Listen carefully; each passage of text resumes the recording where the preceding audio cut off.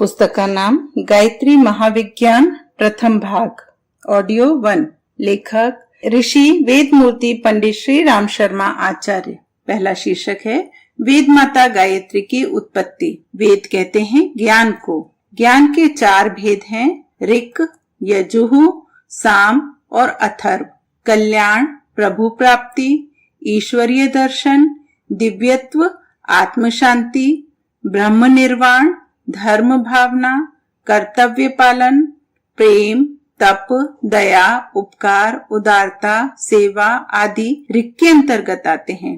पराक्रम, पुरुषार्थ, साहस, वीरता, रक्षा, आक्रमण, नेतृत्व, यश, विजय, पद, प्रतिष्ठा, यह सब यजुः के अंतर्गत आते हैं। क्रीड़ा, विनोद, मनोरंजन, संगीत, कला, साहित्य, स्पर्श, इंद्रियों के स्थूल भोग तथा उन भोगों का चिंतन, प्रिय कल्पना, खेल, गतिशीलता, रुचि, तृप्ति आदि को साम के अंतर्गत लिया जाता है। धन, वैभव, वस्तुओं का संग्रह, शास्त्र, औषधि, अन्न, वस्तु, धातु, ग्रह, वाहन आदि सुख साधनों की सामग्री अथर्व की परिधि में आती है। किसी भी जीव प्राणधारी को लीजिए, उनकी सूक्ष्म और स्थूल, बाहरी और भीतरी क्रियाओं और कल्पनाओं का गंभीर एवं वैज्ञानिक विश्लेषण कीजिए। प्रतीत होगा कि इन्हीं 4 क्षेत्रों के अंतर्गत उनकी समस्त चेतना परिभ्रमण कर रही है। पहला ऋक् कल्याण, दूसरा यजुः पौरुष, तीसरा साम क्रीड़ा, चौथा अथर्व अर्थ। इन 4 दिशाओं के अतिरिक्त प्राणियों की ज्ञान धारा और किसी ओर प्रवाहित नहीं होती। ऋक् को धर्म, यजुः को मोक्ष, साम को काम, अथर्व को अर्थ भी कहा जाता है। यही 4 ब्रह्मा जी के मुख हैं। ब्रह्मा जी को चतुर्मुख इसीलिए कहा गया है कि वे एक मुख के होते हुए भी 4 प्रकार की ज्ञान धारा का निष्क्रमण करते हैं। वेद शब्द का अर्थ है ज्ञान। इस प्रकार वह एक है, परंतु एक होते हुए भी वह प्राणियों के अंतःकरण में 4 प्रकार का दिखाई देता है। इसलिए एक वेद को सुविधा के लिए 4 भागों में विभक्त कर दिया गया है। भगवान विष्णु की 4 भुजाएं भी यही हैं। इन 4 विभागों को स्वेच्छा पूर्वक विभक्त करने के लिए 4 आश्रम और 4 वर्णों की व्यवस्था की गई। बालक क्रीड़ावस्था में, तरुण अर्थावस्था में, वानप्रस्थ पौरुषावस्था में और सन्यासी कल्याणावस्था में रहता है। ब्राह्मण ऋक् है, क्षत्रिय यजुः है, वैश्य अथर्व है, साम शूद्र है। इस प्रकार यह चतुर्विध विभागीकरण हुआ।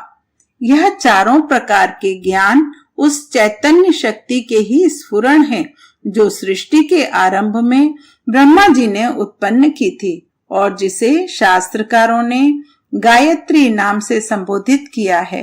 इस प्रकार 4 वेदों की माता गायत्री हुई। इसी से उसे वेद माता भी कहा जाता है। इस प्रकार जल तत्व को बर्फ, भाप, बादल, ओस, कोहरा आदि, वायु, हाइड्रोजन, ऑक्सीजन तथा पतले होने के 4 रूपों में देखा जाता है। जिस प्रकार अग्नि तत्व को ज्वलन, गर्मी, प्रकाश तथा गति के रूप में देखा जाता है, उसी प्रकार एक ज्ञान गायत्री के 4 वेदों के 4 रूपों में दर्शन होते हैं। गायत्री माता है तो 4 वेद इनके पुत्र हैं। यह तो हुआ सूक्ष्म गायत्री का, सूक्ष्म वेद माता का स्वरूप। अब उसके स्थूल रूप पर विचार करेंगे। ब्रह्मा ने 4 वेदों की रचना से पूर्व 24 अक्षर वाले गायत्री मंत्र की रचना की। इस एक मंत्र के एक एक अक्षर में सूक्ष्म तत्व समाहित है। इन जिनके पल्लवित होने पर 4 वेदों की शाखा प्रशाखाएं उद्भूत हो गईं। एक वट बीज में के गर्भ में महान वट वृक्ष छिपा होता है। जब वह अंकुर रूप में उगता है, वृक्ष के रूप में बड़ा होता है, तो उसमें असंख्य शाखाएं, टहनियां, पत्ते, फूल, फल लद जाते हैं। इन सब का इतना बड़ा विस्तार होता है जो उस मूल वट बीज के अपेक्षा करोड़ों अरबों गुना बड़ा होता है। गायत्री के 24 अक्षर भी ऐसे ही बीज हैं जो प्रस्फुटित होकर वेदों के महाविस्तार के रूप में अवस्थित होते हैं। व्याकरण शास्त्र का उद्गम शंकर जी के वे 14 सूत्र हैं जो उनके डमरू से निकले थे। एक बार महादेव जी ने आनंद मग्न होकर अपना प्रिय वाद्य डमरू बजाया। उस डमरू में से 14 ध्वनियां निकली। इन आ ई ऊणा रील रक ए औण ए औच है वरट लण आदि 14 सूत्रों को लेकर पाणिनि ने महाव्याकरण शास्त्र रच डाला। उस रचना के पश्चात उनकी व्याख्याएं होते होते आज इतना बड़ा व्याकरण शास्त्र प्रस्तुत हुआ है जिसका एक भारी संग्रहालय बन सकता है।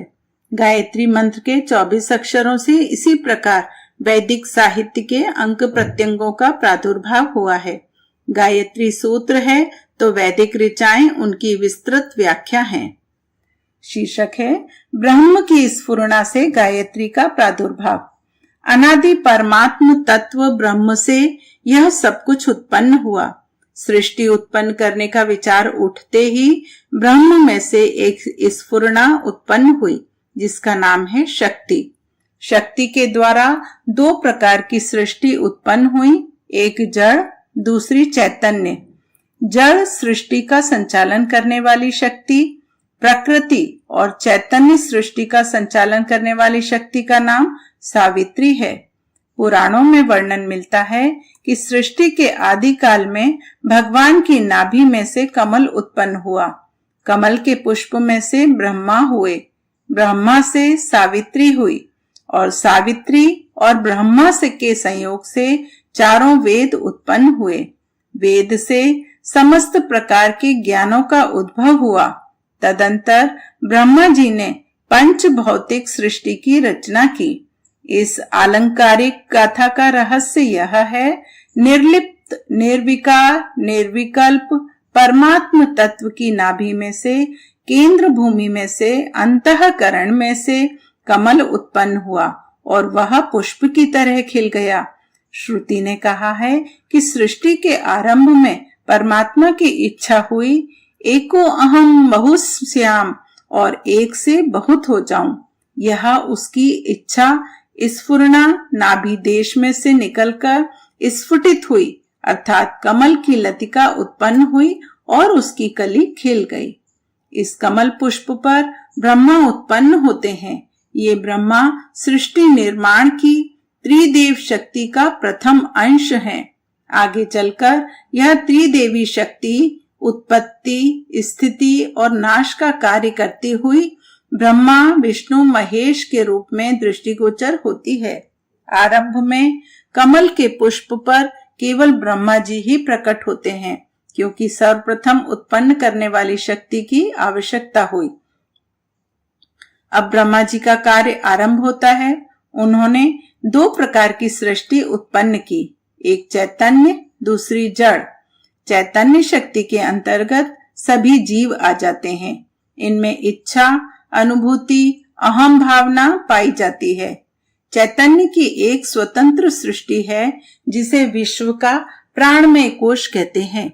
निखिल विश्व में एक चैतन्य तत्व भरा हुआ है जिसे प्राण नाम से पुकारा जाता है। विचार, संकल्प, भाव इस प्राण तत्व के 3 वर्ग हैं और सत, रज, तम यह 3 इसके वर्ण हैं।